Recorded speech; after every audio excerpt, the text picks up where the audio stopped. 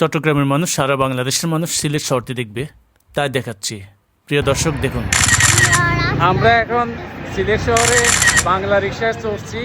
খুব ভালো লাগতেছে। হিমেল হাওয়া, মৃদু মৃদু শীতের আভাস।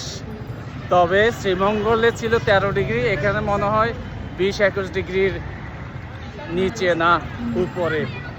তবুও এই মুহূর্তে আমাদের রিক্সার জার্নিটা খুব ভালো আছে। রিক্সার জার্নিটাই ভালো লাগছে, আর কোনো কিছুই ভালো লাগছে না এই সিলেট শহরে।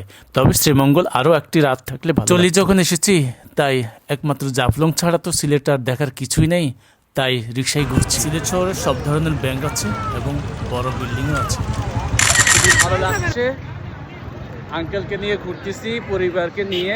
পরিবারকে সময় দেওয়ার জন্য চট্টগ্রাম শহর থেকে বের হয়েছি শ্রীমঙ্গলের উদ্দেশ্যে। 3 দিন টানা থেকে যদি আবার ফেরত যেতাম তাহলে অনেক ভালো লাগতো, যদিও এই সিলেট শহরে কোনো কিছু আমার ভালো লাগছিল না, তাই রিক্সা চড়ে আমরা সময় পার করছি। ভিডিওটি যদি ভালো লাগে অবশ্যই লাইক, কমেন্ট ও শেয়ার করবেন।